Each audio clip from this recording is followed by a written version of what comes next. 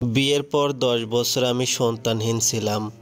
Doctor বলেছিল আমি কখনোই মা হতে পারবো না। আশাও ছেড়ে দিয়েছিলাম। আমার স্বামীর সাথে আমার সম্পর্ক ভালো যাচ্ছিল না। আমি বুঝতাম সে সন্তান চায় যে কোনো উপায়ে, কিন্তু সেই উপায় মুখ ফুটে আমাকে বলতে পারতো না, কারণ আমার বড় ভাইয়ের অধীনে এসে চাকরি করে। আমি নিজেকে প্রস্তুত করলাম যে ওকে বলবো তুমি দ্বিতীয় বিয়ে করো, কিন্তু কোনোদিনই পেরে উঠতাম না। বুক ভারী হয়ে আসতো কষ্টে। এভাবেই রসকসহীন জীবন কাটাচ্ছিলাম রোবটের মতো। হঠাৎ একদিন অনুভব করলাম মাতৃত্বকালীন লক্ষণগুলো আমার মধ্যে দৃশ্যমান। টেস্টের রেজাল্টও পজিটিভ আসলো। আমি এত খুশি হয়েছিলাম, আমার চেয়েও বেশি খুশি হয়েছিল আমার স্বামী। দেখতে দেখতে আমাদের একটা পুত্র সন্তান হয়। অপারেশন থিয়েটারে আদো হুঁশে শুনতে পাচ্ছিলাম ডাক্তার নার্সরা বলা বলি করছিল, বেবির শরীরে তাপমাত্রা এত বেশি কেন? আমি বেশিক্ষণ ওদের কথা শুনতে পারলাম না। বাবুর কান্নার শব্দ শুনতে শুনতে ঘুমিয়ে পড়লাম। একটু পর যখন ওকে নিজের চোখে দেখলাম, আমি অবাক হয়ে রইলাম। এত সুন্দর শিশুর মা আমি। ওর চোখ দুটো গাঢ় সবুজের রঙের। বেশিক্ষণ এক নাগারে তাকালে চোখ ধাঁধিয়ে যায়, তবুও আমি তাকিয়ে থাকি। সত্যি ওর শরীর অনেক গরম ছিল। আমার মনে হচ্ছিল যেন আমার হাত পুড়ে যাচ্ছে, তবুও আমি ওকে ছাড়ছিলাম না। বুকে জড়িয়ে ধরে রাখছিলাম। ওর নাম রেখেছিলাম শুভ। শুভ হওয়ার পর আমার স্বামী আর আমার মধ্যকার সমস্ত সমস্যার সমাপ্তি ঘটে। খুবই সুখী মনে হতো নিজেকে, কিন্তু শুভ যতই বড় হচ্ছিল ততই ওকে আমার অস্বাভাবিক লাগতো। এমনিতে তো ওর গায়ের তাপমাত্রা স্বাভাবিকের চেয়ে বেশিই থাকতো। যে কেউ ওকে ছুলেই বলতো, এমা বাচ্চাটার গা তো জ্বরে পুড়ে যাচ্ছে। এছাড়াও শুভ অন্য বাচ্চাদের সাথে মিশতো না। একা একা আয়নার সামনে বসে হাত নাড়িয়ে নাড়িয়ে কথা বলতো। এটা অবশ্য আমি কিছু মনে করতাম না, কারণ বাচ্চা মানুষ একাই কথা বলবে। কিন্তু খানিকটা বড় হওয়ার পরও ওর আয়না রোগ গেল না। যদিও এখন আর কথা বলে না একা একা, কিন্তু আয়নার দিকে তাকিয়ে থাকে। আমার মা মজা করে বলতো, আমার নাতি নিজের রূপে নিজেই পাগল। কিন্তু আমার ভাল লাগতো না। দিনের বেলাটায় ও বেশিরভাগই ঘুমাতো, খুবই চুপচাপ থাকতো, একেবারে কম কথা বলতো। আর ও ওর বাবাকে একদমই পছন্দ করতো না, এমনকি বাবা ডাকতও না। ওই মনে হয় একমাত্র শিশু যে কিনা 5 বছর বয়স থেকে মাকে রেখে আলাদা ঘরে ঘুমাতে চাইতো। 6 বছরে ওকে আমি আলাদা ঘর দিলাম। ভাবলাম রাতে ভয় পেয়ে আমার কাছে চলে আসবে, কিন্তু আসলো না। আমি ওকে ভূতের ভয় দেখালাম। বললাম একা ঘুমালে তোমার কাছে ভূত আসবে। ও বলল, আমি ভূত ভয় পাই না মা।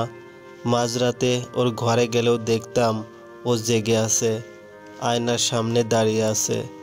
আমি ওকে বকতাম, ও ঘুমোতে বিছানায় যেত, কিন্তু আমার মনে হতো ও ভান ধরছে।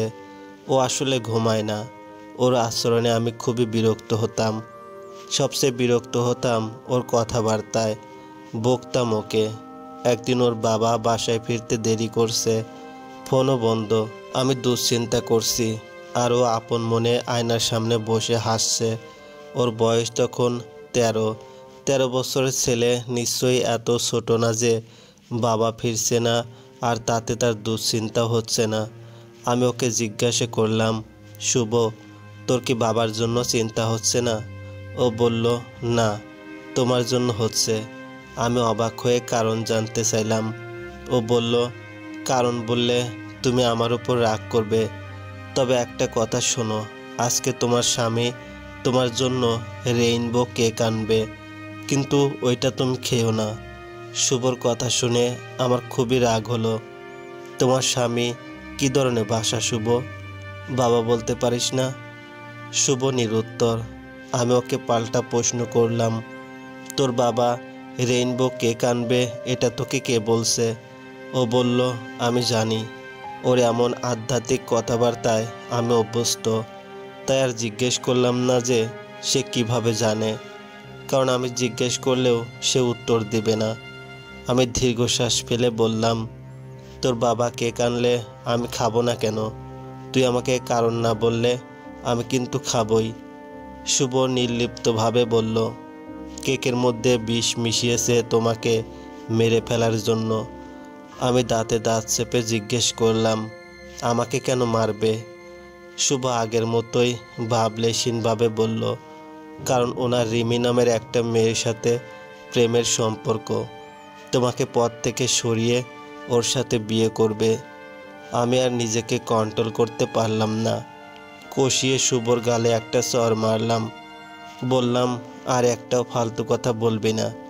রেইনবো কেক এই শহরে পাওয়া যায় না, তার উপর রাত বাজে 12টা। শুভ কিছুতেই বলল না, খালি আয়নার দিকে তাকিয়ে রইল। খানিক বাদে কলিং বেল বাজলো। দরজা খুলে দেখি শুভর বাবা এসেছে। জিজ্ঞেস করলাম, তোমার ফিরতে এত লেট হলো কেন? আর ফোন ধরনি কেন? সে বলল, আমার কলিগ আসাদের বাসায় গিয়েছিলাম, আজ ওর বিবাহ বার্ষিকী ছিল। তুমি তো এমনিতেও কোথাও যাও না, তাই তোমাকে বলিনি। আর হ্যাঁ, ফোন হ্যাং হয়ে গিয়েছিল, একটু আগে ঠিক হয়েছে। বাসার কাছেই ছিলাম, তাই তোমাকে আর ফোন করিনি। বলেই শার্ট খুলে হাত মুখ ধুতে গেল। তখন শার্টের বুক পকেটে থাকা ওর ফোন বেজে উঠল। আমি রিসিভ করলাম। ও পাশে একটা মেয়ের কণ্ঠ শোনা গেল। আমি বললাম, আপনি কে? সে বলল, আমি রিমি। সাদিক ভাই ঠিক মতো বাড়ি ফিরেছে? আমি একটা ধাক্কার মতো খেলাম। শুভ তো রিমি নামের কারো কথাই বলেছিল। ততক্ষণে শুভর বাবা চলে এসেছে আমার সামনে। এসে ফোন নিয়ে তার ঠিকভাবে ফেরার কথা বলে রেখে দিল। বলল, রিমি আমার কলিগ আসাদের বউ। আমি নিজেকে সামলালাম। সি, কী সব ভাবছি আমি। তখন হঠাৎ শুভর বাবা বলল, ও আচ্ছা, ভুলে গিয়েছিলাম, তোমার জন্য রেইনবো কেক এনেছি। আমার ব্যাগে দেখো।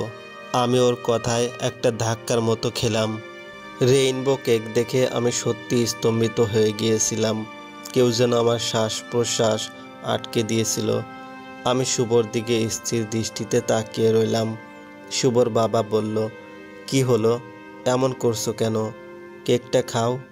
আমি আর নিজেকে সামলাতে পারছিলাম না। আমাকে কেক খাওয়ানোর এতই তাড়া? হবে নাই বা কেন? আমি যত তাড়াতাড়ি মরব ততই তো তোমার লাভ। আমাকে বিষ মিশানো কেক খাইয়ে রিমিকে বিয়ে করবে? শুভর বাবা বলল, কি বলছো এসব পাগলের মতো? আর রিমি এলো কোথা থেকে? আজকে আমি রিমিকে জীবনে প্রথম দেখলাম। আর কেকে বিষ থাকবে কেন? আমি শুভর বাবার কোনো কথায় বিশ্বাস করতে পারলাম না। রাগে কাঁপতে কাঁপতে বললাম, আমি এক্ষুনি পুলিশে কমপ্লেন করব। হয়তো আমি সেদিন সত্যিই থানায় ফোন করতাম, কিন্তু তার আগেই সাদিক নিজেই আমার সামনে রেইনবো কেকটা খেয়ে ফেলল। বলল, কই বিষ? আমার কিছু হয়েছে কি? তখন আমি সম্বিত ফিরে পেলাম। সাদিক তার বন্ধু আসাদকে ফোন করলো, বলল রিমিকে দিতে। তখন রিমিকে সে খোলাখুলি সব বলল। এসব শুনে রিমি কান্না করে দিল। আসাদও রাগারাগি করলো তার বউয়ের নামে এমন অপবাদ দেওয়ার জন্য। সাদিক এবার আমাকে রাগী কণ্ঠে জিজ্ঞেস করলো, কে বলেছে তোমাকে সব? শুভ বাদরটা? আমি অস্বীকার করলাম, কারণ এর আগেও শুভ এমন উদ্ভট কথা বলে সাদিকের কাছে শাস্তি পেয়েছে। তাই আমি আর আজকে ওকে বিপদে ফেলতে চাই না। যা শাস্তি দেওয়ার আমি পরে দিব। আমি সাদিকের কাছে ক্ষমা চাইলাম, কাঁদলাম, ব্যাপারটা বাড়তে দিলাম না। পরদিন আমি শুভকে জেরা করার জন্য ওর রুমে গেলাম। দেখলাম দরজা বন্ধ। কান পেতে রইলাম ও রুমে কি করে। দেখলাম ও খুব কাঁদছে, বিলাপের মতো, আর কি যেন বলছে। সব কথা বুঝতে না পারলেও খানিক যেটা আমি বুঝলাম তা হলো, ও কারো কাছে আরেকটা সুযোগ চাইছে। কাঁদতে কাঁদতে বলছে, আমাকে আরেকটা শেষ সুযোগ দিন। কাকে বলছে এসব? ওর তো ফোনও নেই। আমি ওর রুমের ডুপ্লিকেট চাবি নিয়ে এসে আস্তে দরজা খুললাম। দেখলাম ওর ঘরে থাকা বড় আয়নাটার সামনে ও ক্ষমা চাওয়ার ভঙ্গি করে বসে আছে আর কাঁদছে। আমি ওকে ডাকলাম, শুভ, তুই এমন করছিস কেন? শুভ আমাকে দেখে ভূত দেখার মতো চমকে উঠল। সেই দিনের পর থেকে ওর আয়না রোগ সেরে গেল, আর আয়নার সামনে বসে থাকে না। রোজ স্কুল যায়, বাড়ি ফিরে হোমওয়ার্ক করতে বসে, আর 5টা বাচ্চার মতোই, তবে খুবই বিষণ্ণ হয়ে থাকে সব সময়। এভাবে মাস 6 কাটার পর আমি জোর করে ওকে সাইকিয়াট্রিস্টের কাছে নিয়ে গেলাম। খুবই নামকরা ডাক্তার উনি। গিয়ে দেখলাম আরও বেশ কিছু পেশেন্ট আমাদের মতোই অপেক্ষা করছে। ডাক্তার শুভর সাথে একা কথা বলতে চাইলেন, তাই আমি ওয়েটিং জোনে বসলাম। আমার পাশে বসে থাকা ভদ্রমহিলার সাথে টুকটাক গল্পও হলো। উনি জানালেন ওনার মেয়ের জন্য এসেছেন। মেয়েটার নাম সারিনা। মেয়েটা নাকি ইদানিং হঠাৎ হঠাৎ খুব কান্নাকাটি করে, কিন্তু কারণ জিজ্ঞেস করলে বলে জানি না। খুব কান্না আসে, কিন্তু কেন আসে জানি না। কান্না করার কথা পরে অস্বীকার করে। ভদ্র মহিলা আমাকে হাতে ইশারা করে ক্লিনিকের বারান্দায় দাঁড়িয়ে থাকা এক কিশোরীকে দেখালো। আমি দেখলাম আমার শুভর বয়সী মেয়েটা দাঁড়িয়ে দাঁড়িয়ে আইসক্রিম খাচ্ছে, একদমই স্বাভাবিক দেখাচ্ছে। এর মধ্যে শুভ ডাক্তারের ক্যাবিন থেকে বের হলো। হঠাৎ শুভ বারান্দার দিকে তাকিয়ে দৌড়ে সারিনা নামক মেয়েটার দিকে ছুটে গেল। আমি আর সারিনার মাও পিছন পিছন গেলাম। শুভ গিয়ে সারিনার হাত ধরে ফেলল, বলল, আমাকে চিনতে পারছো? সারিনা এমন আকস্মিক ঘটনায় ভয় পেয়ে গেল। সে বলল, না, আমি তোমাকে চিনি না, হাত ছাড়ো। কিন্তু শুভ বারবার চিৎকার করে একই কথা বলে যাচ্ছিল যে মেয়েটা তাকে চেনা উচিত। ততক্ষণে ক্লিনিকের 2জন কর্মচারী এসে শুভর হাত ছাড়ানোর চেষ্টা করছিল, কিন্তু 2টা প্রাপ্তবয়স্ক লোক কিছুতেই ওর সাথে পেরে উঠছিল না। ও ধাক্কা দিয়ে লোকগুলোকে ফেলে দিল। এদিকে সারিনা ভয়ে কাঁদতে শুরু করলো। এমন সময় ডক্টর ফাতেমা নিজে কেবিন থেকে বেরিয়ে এসে শুভকে বলল, শুভ, তুমি ওর হাত ছাড়ো, ও তো আর পালিয়ে যাচ্ছে না। তুমি আগে বলো, তুমি ওকে কিভাবে চিনো? তোমার বন্ধু? তোমার ক্লাসে পড়ে? সারিনার মা বলল, না না, আমার মেয়ে তো গার্লস স্কুলে পড়ে। শুভ বলল, আমি সত্যি ওকে চিনি। ডক্টর ফাতেমা বলল, আচ্ছা, চিনলে প্রথমে বলো তো ওর নাম কি? এবার শুভ চুপ করে রইল, অসহায়ের মতো তাকালো। সারিনার হাত ছেড়ে বলল, চলো মা, বাড়ি যাব। সারিনার মা ইচ্ছে মতো শুভকে বকল। ডক্টর ফাতেমা আমাকে 5 মিনিটের জন্য তার কেবিনে ডাকলেন। বললেন, আপনি ঘাবড়াবেন না। নতুন নতুন টিনেজে পা দিয়েছে, এই বয়সে কাউকে ভালো লাগা স্বাভাবিক। এই মেয়ের চেহারার সাথে হয়তো ওর কোনো বান্ধবীর চেহারার মিল আছে। আমি অবাক হয়ে গেলাম। বললাম, আমার ছেলে একটা বাচ্চা, ও কোনো মেয়েদের দিকে তাকায়ও না। আপনি কি বলছেন এসব? ডক্টর দীর্ঘশ্বাস ফেলে বলল, 14 বছরে কেউ বাচ্চা থাকে না। আপনি ওর দিকে আরও ভালোভাবে খেয়াল করুন। আমি আর শুভ রিকশায় করে বাড়ি ফিরছি। ওকে এই ব্যাপারে জিজ্ঞেস করব, কিন্তু কিভাবে শুরু করব বুঝতে পারছিলাম না। হঠাৎই শুভ বলল, আচ্ছা মা, তুমি কি তোমার স্বামীকে অনেক ভালোবাসো? আমি দীর্ঘশ্বাস ফেলে বললাম, কত তোমাকে শেখাবো শুভ, নিজের বাবাকে এভাবে সম্বোধন করে না। উনি মারা গেলে কি তুমি খুব বেশি কষ্ট পাবে মা? আমার মন চাইল শুভর গালে একটা চর মারি, কিন্তু মনকে বোঝালাম ও মানসিকভাবে বিক্ষিপ্ত হয়ে আছে। শুভ আবারও বলল, ওনাকে তুমি ছেড়ে দাও মা, ওনার চারিত্রিক সমস্যা আছে, আমি তোমাকে প্রমাণও দিতে পারি। আমি এবার আর সহ্য করতে পারলাম না। শুভর গালে একটা চর বসিয়ে দিলাম। চুপ থাকো বেয়াদব ছেলে। সারিনা নিজের ঘরে ঘুমানোর প্রস্তুতি নিচ্ছে। কিছুতেই সে আজকে দিনের ঘটনাটা ভুলতে পারছে না। এই ছেলে নিশ্চয়ই পাগল। অবশ্য ওটা তো পাগলদেরই জায়গা। কেন যে ওর মা ওকে নিয়ে গেল ওখানে? সারিনা মনে করার চেষ্টা করেও নাকি মাঝে মাঝে খুব কাঁদে। কই, ওর তো মনে পড়ে না। এসব ভাবতে ভাবতে শারিনা ঘুমিয়ে পড়ে। মাঝরাতে হঠাৎ দরজায় টোকা দেওয়ার আওয়াজ শুনে শারিনার ঘুম ভাঙে। ও ঘরের আলো জ্বলে, দেখে দরজা খোলাই। তাহলে এমন উদ্ভট আওয়াজ আসছে কোত্থেকে? শারিনা খেয়াল করলো আওয়াজটা কেউ কাচের উপর করছে। ও রুমের জানালা কাচের। ও ভয় পেয়ে গেল। ওদের বাসা 7 তলায়, আর আশেপাশে কোনো বাড়ি নেই। তাহলে জানালায় কেউ কিভাবে আওয়াজ করবে? শারিনা রুম থেকে বের হওয়ার সিদ্ধান্ত নিল, কিন্তু বের হওয়ার সময় ড্রেসিং মিররে চোখ পড়ায় সে অবাক হয়ে গেল। সে আয়নায় একটা ছেলে দাঁড়িয়ে আছে। সে ভিতর থেকে কিছু বলতে চেষ্টা করছে, কিন্তু কোনো আওয়াজ আসছে না। তাই সে জোরে জোরে আয়নায় নক করছে। এই ছেলেটি হাসপাতালে শারিনার হাত ধরে টানাটানি করছিল। শারিনা ভয়ে অজ্ঞান হয়ে গেল। শারিনা বসে আছে ডক্টর ফাতেমার সামনে। শারিনার মায়ের কাছ থেকে ডক্টর ফাতেমা গত রাতের ঘটনা সবটাই শুনেছে। তিনি শারিনাকে বলল, তুমি দেখেছো তোমার ঘরের আয়নার ভিতরে একটা ছেলে ছিল? ওই ছেলেটা যে তোমাকে ডিস্টার্ব করেছিল? শারিনা হ্যাঁ সূচক মাথা নাড়ল। ডক্টর হেসে বলল, শোনো, কাল যে ওই ছেলে হুট করে তোমার হাত ধরেছিল, তাই তুমি ভয় পেয়েছিলে। আর অতিরিক্ত ভয় পেলে আমাদের মস্তিষ্ক বিক্ষিপ্ত হয়ে যায়। সে ভুলভাল জিনিস দেখে। তুমিও তাই দেখেছো।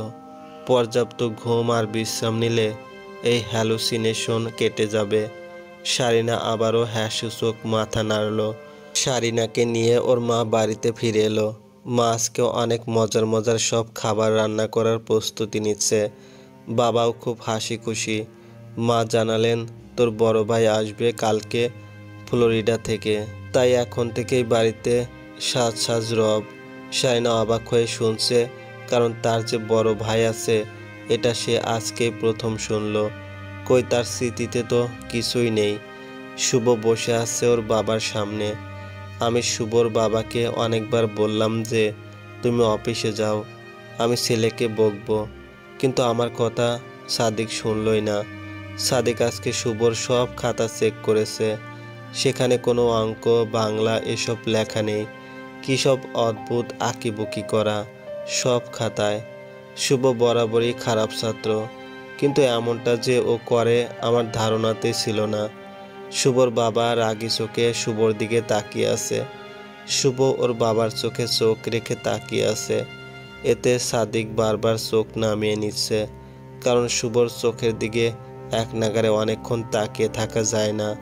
ওর বাবা বলল, তোমার সাহস দেখে আমি অবাক। এত টাকা খরচ করে আমি তোমাকে বই খাতা কিনে দেই কি এসব ছাতার মাথা আঁকার জন্য?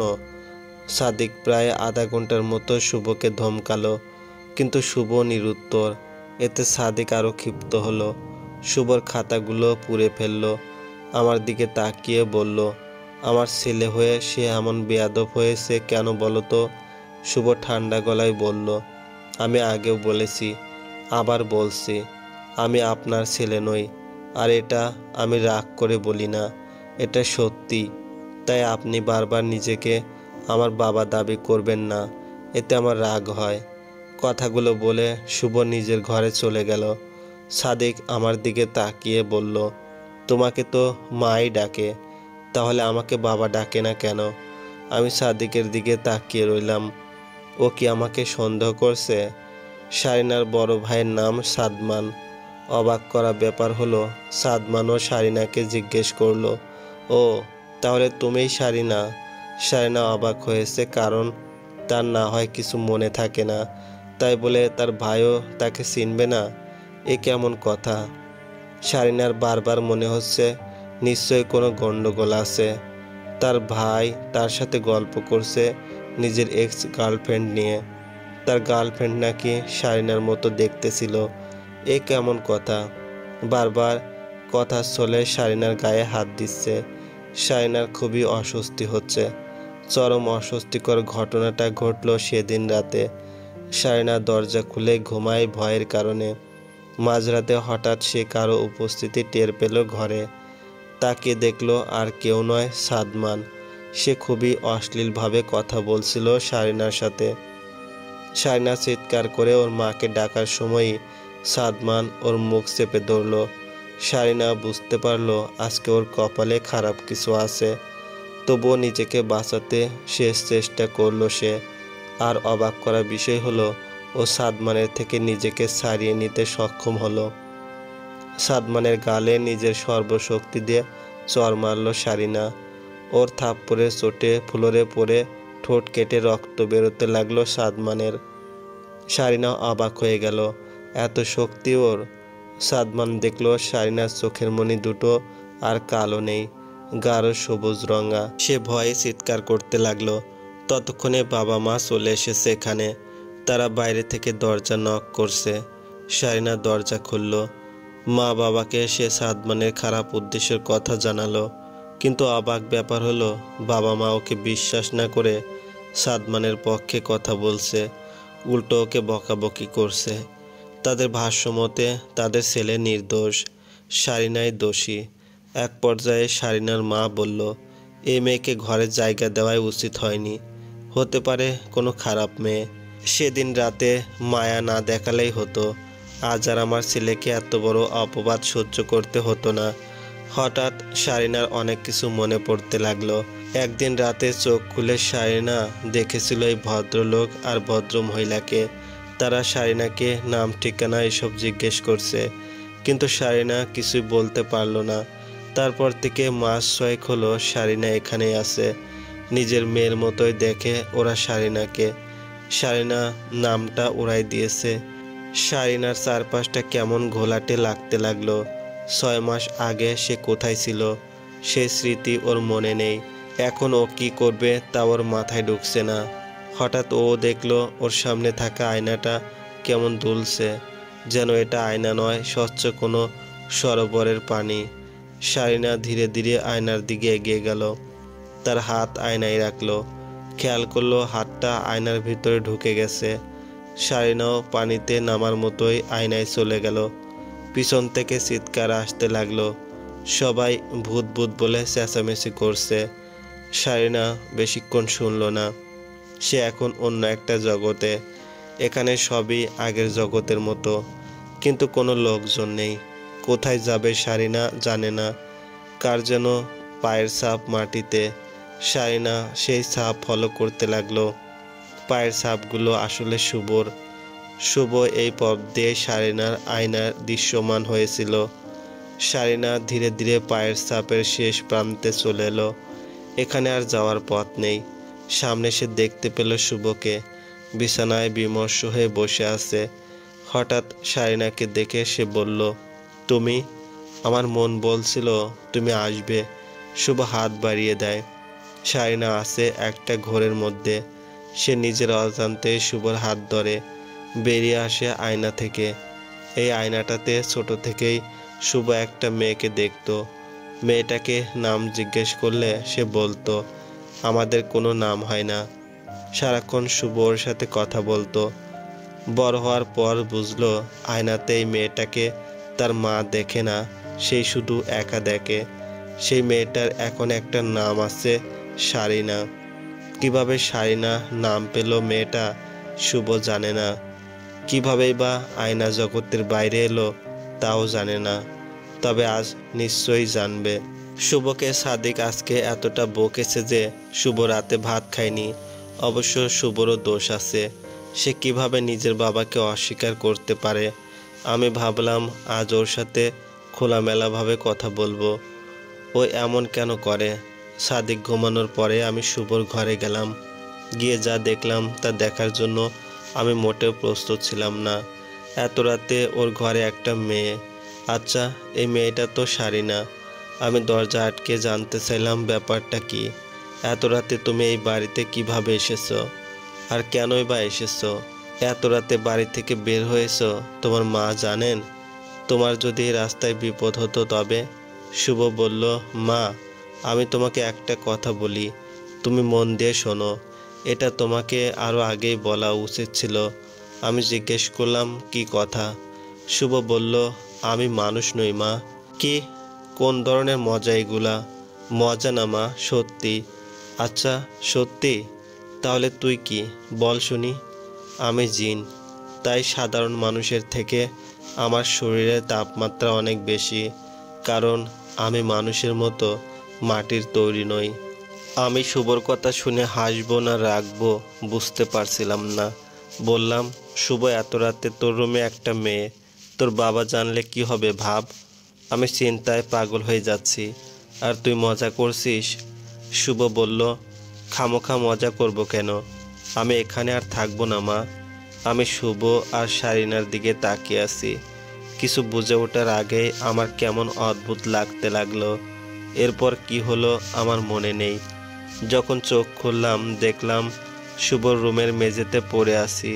ও কোথায়? আমি কি সেন্সলেস হয়ে গিয়েছিলাম? না না, মনে হয় সবটাই স্বপ্ন ছিল। শুভকে ডাকতে লাগলাম, কিন্তু ওর কোনো সাড়া নেই। ওর টেবিলের উপর একটা ডায়েরি দেখতে পেলাম। এটা তো শুভকে আমি উপহার দিয়েছিলাম। ডায়েরি খুললাম, সেখানে এলোমেলোভাবে অনেক কিছু লেখা। মা, ছোট থেকেই আমি লক্ষ্য করেছি আমি সবার মতো নই। সবার মাঝে থেকেও আমার মনে হতো এরা কেউই আমার নিজের না। সবার সাথে মানিয়ে নিতে আমার খুবই কষ্ট হতো। আমি ভেবে পেতাম না কিভাবে তোমরা এত প্রখর আলোয় বাইরে যাও। আমার তো খুবই কষ্ট হতো। আর রাত হলে তুমি আমাকে ছাদে উঠতেও দিতে না। খালি বলতে, ভয় লাগে না তোর? আমি বুঝতে পারতাম না আধারে আবার ভয় কিসের। আধারে তো নিজেকে আড়াল করা যায়। স্কুলে যাওয়া আসা এসবে যে আমার কত সমস্যা হতো তোমাকে কিভাবে বলবো। যাই হোক, এই পরিবেশে আমার যেমন থাকতে কষ্ট, তেমনি তোমাদেরও আমাকে নিয়ে সমস্যায় পড়তে হবে। তাই আমি সিদ্ধান্ত নিয়েছি চলে যাব। তোমাকে কয়েকটা প্রশ্নের উত্তর দিই। আমি যে মানুষ নই সেটা আমি প্রথমে জানতে পেরেছিলাম শারিনার থেকে। ওই আয়নায় দৃশ্যমান হয়ে আমার সাথে কথা বলতো। আর আমার বাবা কখনোই মানুষ হতে পারে না। সে অবশ্যই আমাদের সম্প্রদায়ের কেউ। এই বিষয়ে তুমি ভালো জানবে। আর আমি সবসময় চেষ্টা করেছি আমার সম্প্রদায়ের কাছে ফিরে যেতে, কিন্তু আমার মাঝে মানব সম্প্রদায়ের, তাই আমি সেখানে যেতে পারবো না কখনো, শারিনা বলল। কারণ আমি নাকি মানুষের মতো হয়ে গেছি। তাই নিজের অস্তিত্ব প্রমাণ করতে আমাকে একজন মানুষ হত্যা করতে হতো। তাহলেই ওরা বুঝতো আমি আসলে মানুষ নই।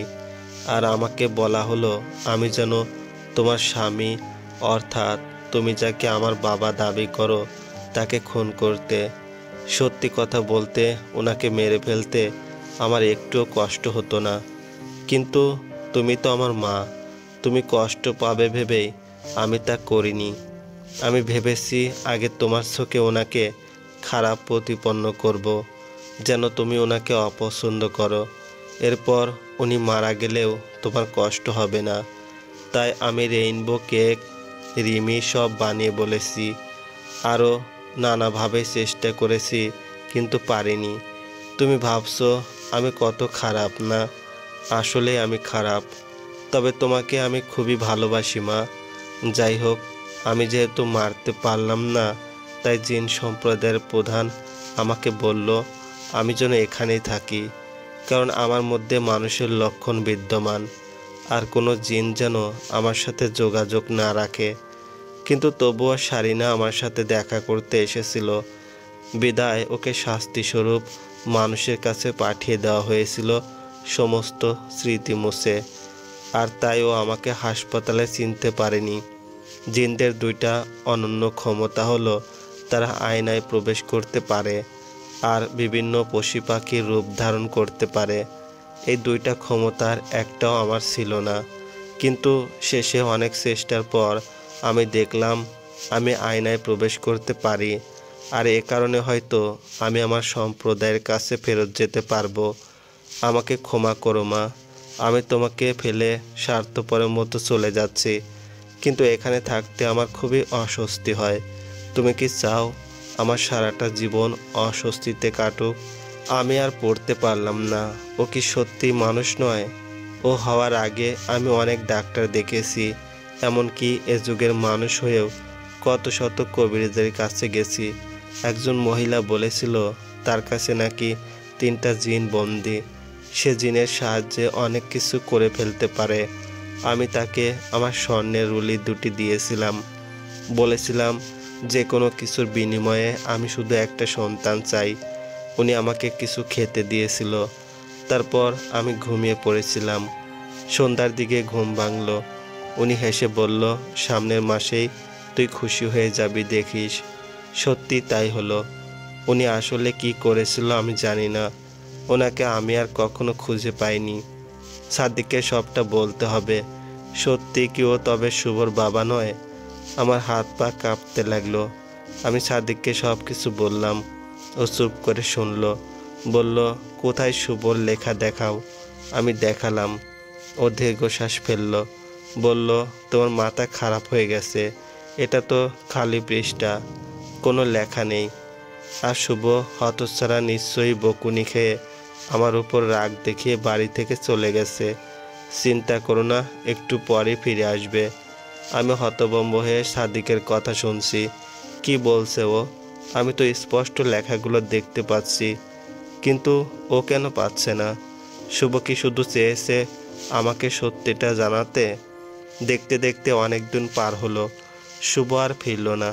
সাদিক থানায় রিপোর্ট করিয়েছে, কিন্তু কাজ হয়নি। হবে না সে তো আমি জানি। আমি সাদিককে সবসময় সত্যিটা বলি, ও বিশ্বাস করে না। আমাকে মানসিক ডাক্তার দেখায়। সব নাকি আমার মনের ভুল। আমি সত্যি বুঝতে পারি না কোনটা সত্যি কোনটা মিথ্যা। আমি প্রায়ই আয়নায় শুভকে দেখি। ডাক্তার বলে এসব নাকি আমার কল্পনা, কিন্তু শুভ সে তো আমার সন্তান ছিল। তাকে তো আমি কত কষ্ট করে বড় করেছি। তার কি মনে পড়ে না আমার কথা? ডাক্তার বলে আমি নাকি সিজোফ্রেনিয়ায় আক্রান্ত। যেহেতু আমি দেরিতে মা হয়েছি এবং জিন পোষে এমন কারো কাছে সাহায্যের জন্য গিয়েছি, তাই আমার মাথায় এটা ঢুকে গেছে যে আমার ছেলেটা হয়তোবা মানুষ না, জিনই হয়তো আমার ছেলের বাবা। অবচেতনভাবে এসব ভাবার কারণেই নাকি আমি ভুলভাল কথা বলি দেখি। আমিও ডাক্তারের কথাই মেনে নিয়েছি। সবই হয়তো আমারই অবচেতন মনের ভাবনা। শুভ হয়তো আসলে ওর বাবার উপর রাগ করে চলে গেছে। এরপর কোনো বিপদে পড়েছে, হয়তো মারা গেছে। হয়তো সারিনা, শুভ, ডায়েরি, যা সবই আমি দেখেছিলাম সব ভুল। কিন্তু তবুও আমি জানি আমি ভুল নই, কারণ আমি আমার চারপাশে শুভর অস্তিত্ব অনুভব করি। একদিন করার চেষ্টা করেছিলাম, কিন্তু তখন আমার মনে হলো কেউ যেন আমার কানে কানে পরম মমতায় বলছে, এমন করো না মা, এমন করো না। আমি ওকে স্বপ্নে দেখি।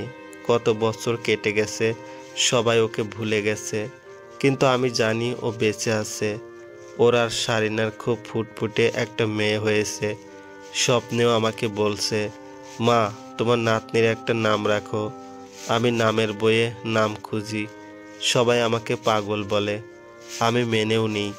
আমি পাগল হয়ে যদি আমার সন্তানকে দেখতে পাই, তাহলে পাগল হওয়াটাই বা মন্দ কি?